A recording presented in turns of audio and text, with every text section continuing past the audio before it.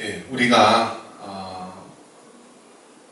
하나님이라는 이름을 부르게 된 것이 선교사님들이 이제 130여 년 전 이 땅에 왔을 때 이곳 사람들이 가장 그 하나님, 그 신, 그 부르는 이름이 무엇일까라고 하다가 우리나라에서는 이 하나님, 또 하늘님, 하나밖에 없다, 유일하다 해서 하나님 이렇게 부르게 됩니다. 그래서 가장 적합한 이름이 하나님입니다. 그런데 이제 이것이 시간이 지나면서 이제 하느님으로 부르는 그러한 자들이 많이 생겨나게 됩니다. 그래서 하느님 하면은 하늘에 계신 어떤 신, 그런 의미를 담고 있습니다. 그래서 이것은 이제 자칫하면은 굉장히 여러 다른 신들을 통합해서 부르는 말로 불려질 그런 우려가 있습니다. 반면에 하나님이라는 말은 이제 우리가 기독교에서 말하는 하나님을 유일하신 하나님을 명쾌하게 말하고 있습니다. 그래서 우리는 이제 보수 또 복음적인 노선에서는 하나님이라는 이름을 부르고요, YMCA라든지 진보적인 성향, 또 카톨릭 이런 데서는 하느님으로 부르고 있습니다. 외국에 나가면 어떻습니까? 외국, 예를 들어 이슬람권에서 복음을 전해서 그들이 복음을 받아들이게 되면요, 하나님이라는 이름을 무엇이라고 얘기해 줄 것 같습니까? 그들에게는 알라가 하나님이십니다. 알라가 하나님이고요. 이처럼 그 곳곳마다 부르는 이름이 있습니다. 영어권에서 뭐라고 그러죠? God이라고 부릅니다. God. 그래서 그 성경이 말하는 하나님을 이야기할 때는 대문자를 써서 God라고 쓰고요. 잡신, 또 우상, 그런 신을 얘기할 때는 소문자로 God를 씁니다. 자, 그런데 우리가 알아야 될 것은 무엇이냐면, 우리가 믿는 하나님은 삼위일체 하나님, 성부, 성자, 성령 하나님이라는 것입니다. 그래서 불교에서 말하는 신, 또 힌두교나 다른 종교에서 말하는 신, 이슬람교에서 말하는 신, 다른 어떤 종교에서 말하는 신하고 우리 기독교에서 말하는 하나님을 우리가 명확하게 구별하여서 사용을 해야 되는 것입니다. 자, 그래서 우리가 믿는 하나님은 어떤 하나님이라고요? 삼위일체 하나님, 즉 성부 하나님, 성령 하나님, 성령 하나님을 믿는 것입니다. 그래서 삼위, 성부, 성자, 성령이 계신데 이 삼위는 그 권능과 영광이 동일한 것입니다. 그래서 성부와 성령, 또 성부, 성자, 성령, 이 삼위가 그 권능과 영광이 동일한 것입니다. 그런데 우리가 여기서 알아야 될 것은 우리가 하나님을 한 하나님으로 믿고 있지만 서로 세 인격, 삼위로 계시다라는 거예요. 그래서 성부는 성자가 아니고 성자는 성령이 아니고 성령은 성부가 아닙니다. 그런데 성부는 하나님이시고 성자도 하나님이시고 성령도 하나님이다라는 것입니다. 그래서 이 삼위 하나님에 대한 것은 바로 이 신적인 영역, 즉 신비로운 영역이기 때문에 우리 인간의 머리로 이해하려고 하지 말고 하나님의 말씀 그대로 우리가 믿는 것이 필요한 것입니다. 자, 그 중에서 삼위 하나님 중에서 세 번째 삼위에 속하는 성령 하나님에 대해서 우리가 바른 이해가 필요합니다. 그래서 성령님은 어떤 힘이나 능력이나 어떤 그런 것들을 가리키는 것이 아니라 바로 성령은요, 삼위 하나님 중에 세 번째 해당하는 성령 하나님, 바로 하나님이시다라는 거예요. 그래서 우리는 성령님을 대할 때 누구로 대해야 된다고요? 하나님으로 대해야 되는 거예요. 그런데 간혹 성령을 한낱 능력이나 또 자기의 도움을 위해서 나를 도와줄 하나의 능력 정도로 우리가 치부해버린다면 그것은 우리가 성령 하나님을 곡해하고 오해하는 것이 되는 것입니다. 자, 그러면 성령에 대해서 우리가 알 때 가장 먼저 알아야 될 것이 성령 하나님은 바로 삼위, 세 번째에 해당하는 바로 하나님이시고 우리는 그 성령 하나님을 인격적으로 올바로 대해야 합니다. 자, 그렇다면 성령 하나님은 이미 창세기 1장 1절에 태초에 하나님이 천지를 창조하시니라 했을 때도 그때도 성령 하나님이 계셨고요. 또 그 이전 정말 세상이 창조되기 전에도 삼위 하나님은 이미 다 영원전서부터 영원까지 계시는 분이십니다. 이 성령 하나님께서는 그러니까 구약에도 나오고 있는 것입니다. 자, 올해 주제가 뭐였죠? 2021년 주제가 성령이여 강하게 임하소서라고 했는데요. 성령님을 또 구약에서는 어떤 말로 표현하냐면 하나님의 영으로, 여호와의 영으로 표현합니다. 사사기 14장 6절에 뭐라고 되어 있나요? 여호와의 영이 삼손에게 강하게 임하니. 여기서 보면은 이 성령 하나님, 특별히 여호와의 영이라고 말합니다. 그래서 여러분 성령님을 이야기할 때 우리가 다른 말로 우리가 부르기도 합니다. 성령님을 하나님의 영 혹은 그리스도의 영이라고 부르기도 합니다. 한번 따라해 볼까요? 하나님의 영, 그리스도의 영. 그러니까 성령 하나님은요, 하나님의 영, 그리스도의 영이라는 말로 부르기도 합니다. 같은 말입니다. 성령 하나님은 하나님으로부터 유출된 영, 그래서 하나님의 영, 또 그리스도로부터 유출된 영, 그래서 그리스도의 성령님을 그렇게 부릅니다. 그래서 이것이 정통 기독교가 성령님을 이해하는 영역입니다. 그런데 이 기독교의 분파 중에서도 정교회라고 있죠. 그리스 정교회 혹은 러시아 정교회라고 하는데, 정교회에서는 이 관점이 좀 차이가 있습니다. 정교회에서는 하나님의 영으로 성령님을 보지만 그리스도의 영으로 보지는 않습니다. 그것이 정통 기독교하고 또 정교회하고 차이점이기도 합니다. 자, 어쨌든 우리는 성경이 말하고 있는 그대로 우리가 이해를 해야 됩니다. 그래서 성령님은 하나님의 영이라고도 하고 그리스도의 영이라는 말로 표현을 합니다. 자, 그러면 성령님을 우리가 인격적인 하나님이시다라고 삼위 하나님으로 올바로 받아들여야 되고요. 자, 그리고 또 이해해야 될 게 뭐냐면 예수님을 우리가 주인으로 영접을 하잖아요. 영접 기도를 하면 무엇이 우리 안에 거하신다고요? 성령님이 우리 안에 거하신다. 이것을 성령님이 내주하신다라고 표현을 하고 있습니다. 그래서 우리 그리스도인들, 즉 성도들과 세상 사람들의 차이점이 있다면 우리 그리스도인들 안에는 바로 성령님이 계시고요. 세상 사람들 그 마음속에는 성령님이 안 계시다라는 거예요. 자, 그래서 성령님이 거하시느냐, 거하시지 않느냐, 이것을 가지고 하나님의 백성이냐, 또 세상 사람이냐, 우리가 구분을 할 수 있는 것입니다. 그런데 안타깝게도 사람의 눈으로 성령님이 계시다 안 계시다라는 것을 알 수 있을까요? 없을까요? 우리가 하나님은 영이시기 때문에 눈에 보이지 않는 것입니다. 그런데 분명한 것은 하나님의 영이 거하시면 우리는 하나님의 영에 따라 살아갈 수 있게 되는 것입니다. 자, 그래서 예수님을 구주로 영접한 자에게는 하나님의 성령이 거하시는데 언제까지 거해요? 착한 일을 할 때만, 성령 충만할 때만? 그게 아니에요. 성령님은 한번 우리 안에 거하시면 영원토록 거하게 되는 것입니다.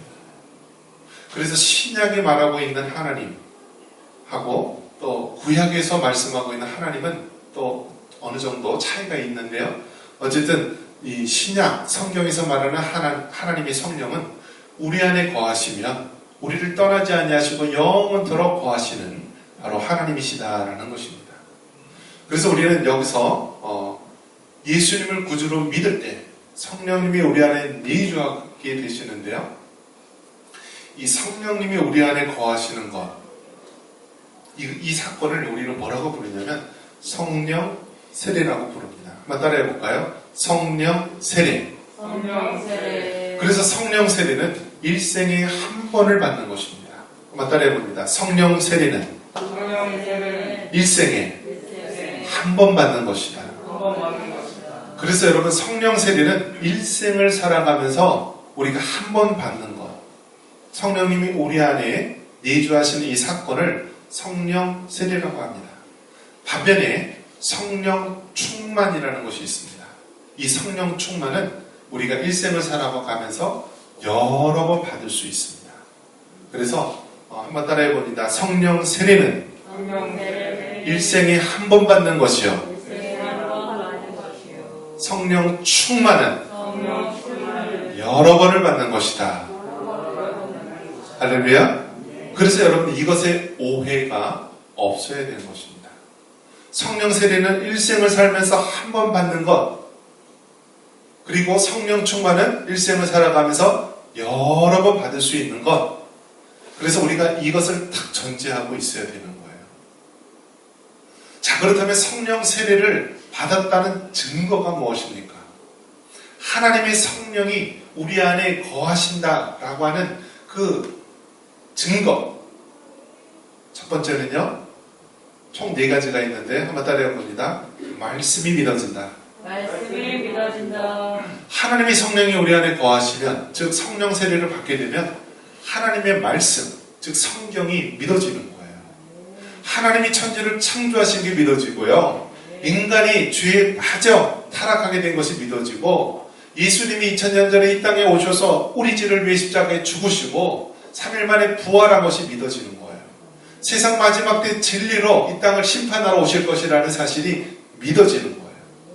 그래서 성령 세례를 받게 되면 하나님의 말씀이 믿어진다는 것이고요.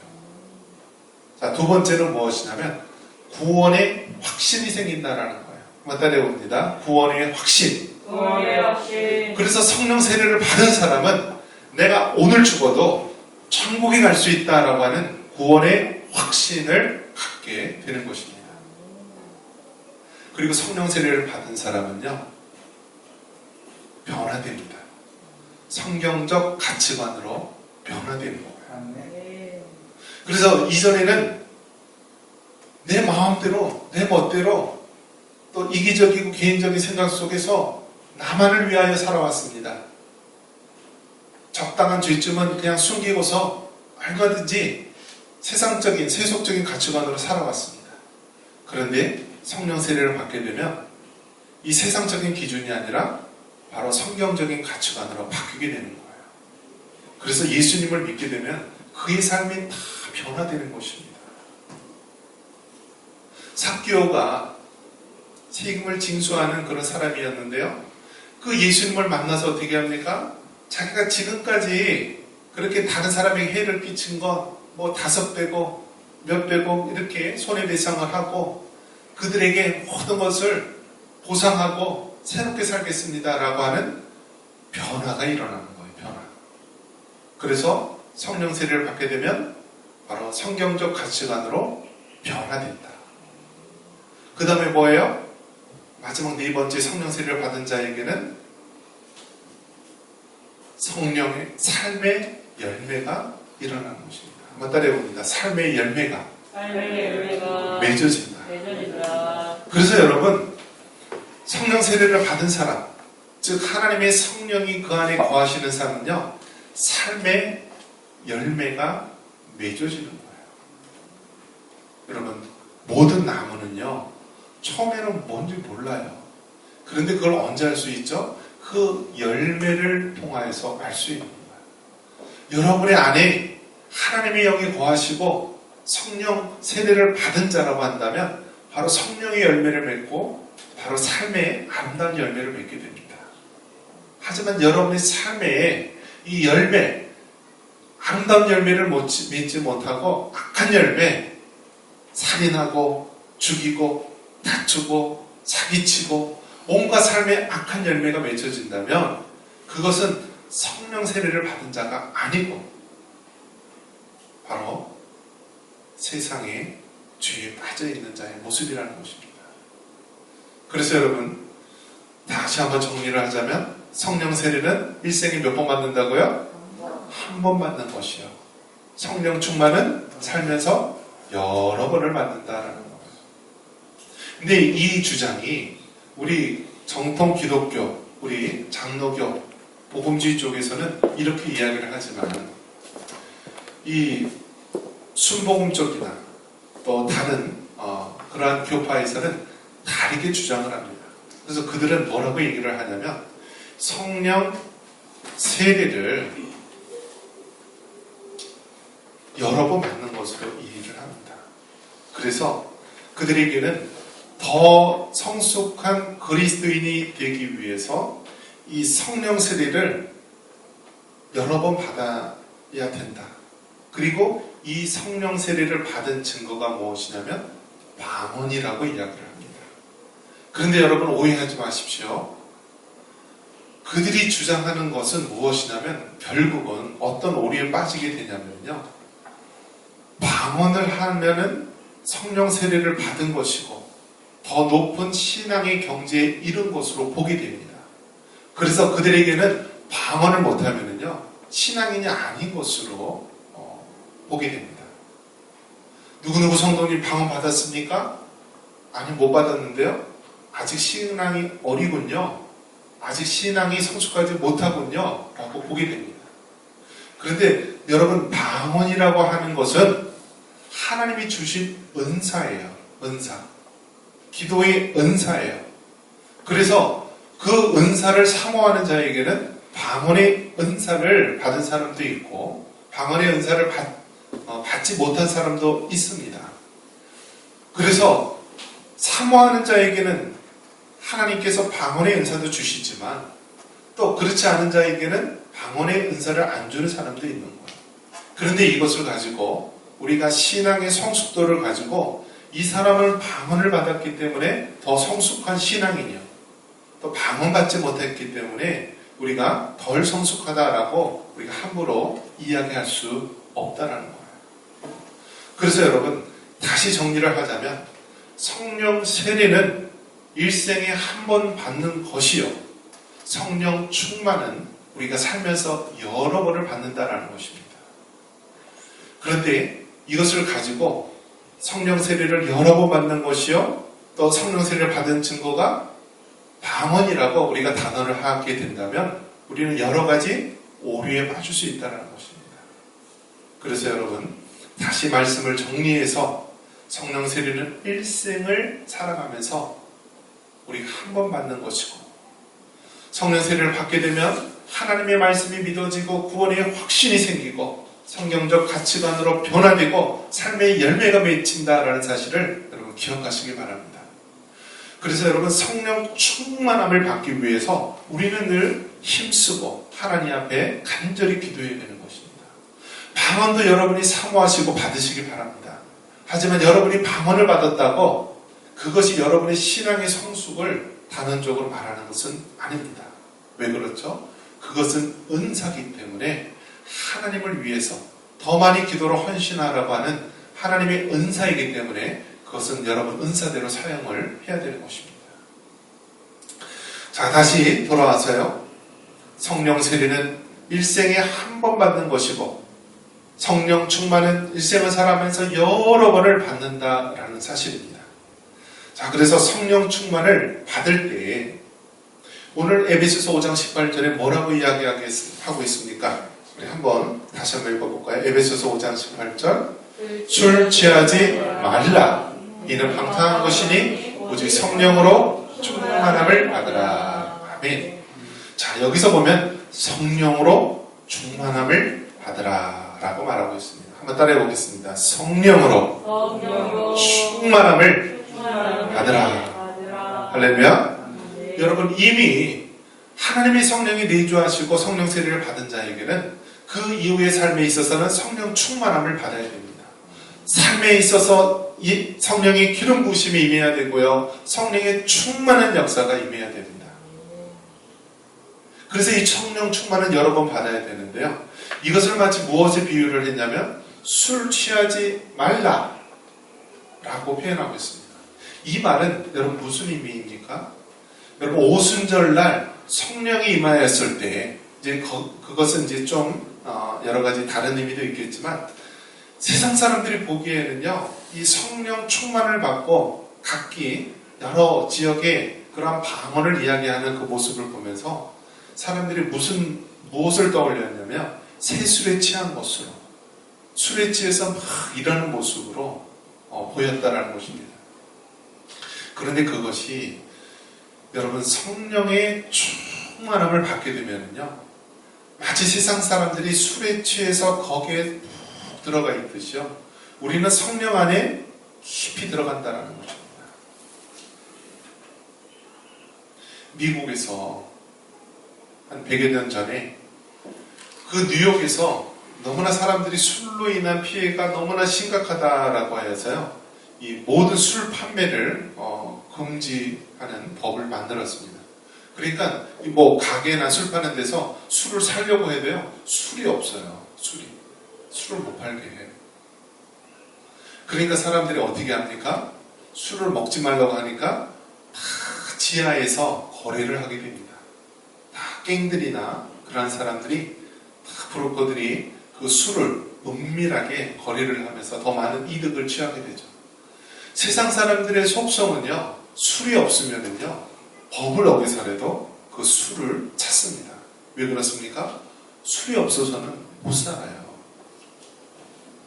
알코올에 취해 있고 그 술 취함 속에 살아가지 않는다면 이 고통 많은 세상, 거기서 살 자신이 없는 거예요. 그래서 술을 먹게 되는데요, 여러분, 이 술이 결국 이 알코올 중독으로 이어지는데요, 알코올 중독자의 특징이 무엇이냐면 매일 먹고요, 그리고 혼자 먹습니다. 그래서 나중에는요, 막 손을 벌벌벌 떨면서 아침에 또 해장술을 먹고요, 알코올이 힘이 아니고서는 살아가지를 못합니다. 그것이 바로 세상의 사람들의 모습, 즉 술 취함에 빠져있는 모습이다라는 것이에요. 이 말은 우리가 역설적으로 세상 사람들이 술이 아니고서는 살아갈 수 없다라고 하는데, 우리 그리스도인들은 술이 아니라 성령이 취해서 살아가야 된다는 거예요. 즉 이 말은 성령 충만함으로, 즉 성령의 지배함 속에서 우리가 살아가야 된다는 거예요.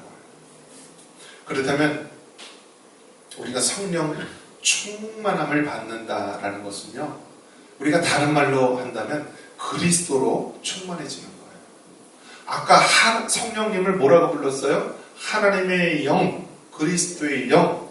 또 사사기 14장에 보면 여호와의 영이라고 표현하지 않았습니까? 즉 성령 충만하다라고 하는 것은 그리스도로 충만한 것을 말합니다. 한번 따라해 봅니다. 성령 충만하다는 것은 그리스도로 충만한 것을 말합니다. 즉 여러분이 성령 충만하고 성령의 기름 부으심과 은혜가 충만하다라고 한다면 여러분에게 무엇이 충만하다는 거예요? 그리스도께서, 예수님께서 충만하다는 거예요.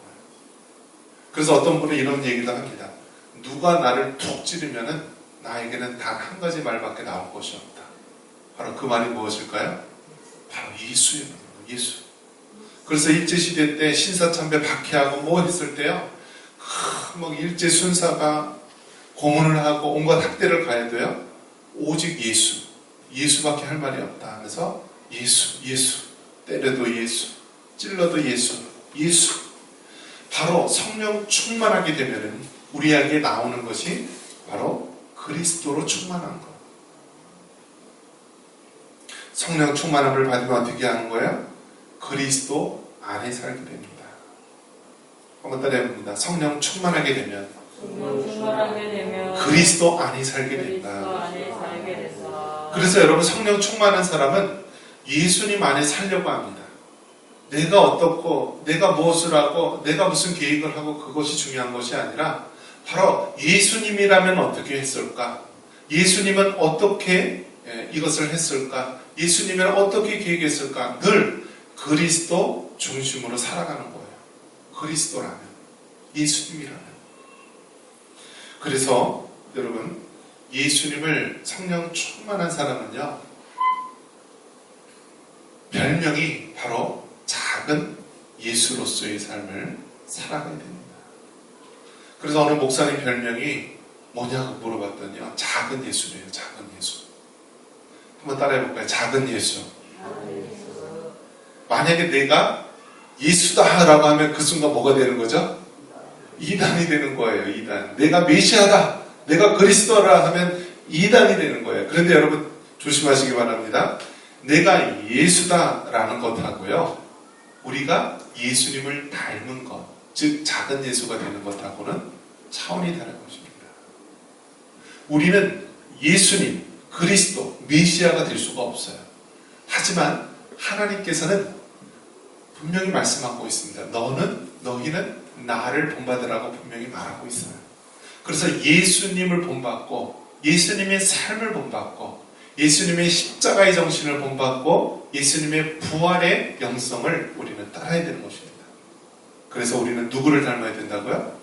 예수 그리스도를 닮아가야 되는 거예요. 그래서 별명이 작은 예수다라고 하는 것은 좋은 것입니다. 즉 예수님을 닮아가는 제자로서의 삶, 그것이 우리가 추구해야 될 모습입니다. 말씀을 정리합니다. 우리는 성령 충만한 삶을 살아가야 됩니다. 성령 세례는 일생을 살아가면서 한 번 받는 것이요, 성령 충만은 일생을 살아가면서 여러 번 받아야 되는 것입니다. 성령 충만을 받게 되면 마치 세상 사람들이 술 취함과 같이 우리는 그리스도로 충만하고 그리스도를 닮아가는 것이고, 내 삶에 예수님이 흘러나오는 것입니다. 이러한 은혜가 있기를 주님의 이름으로 축원합니다.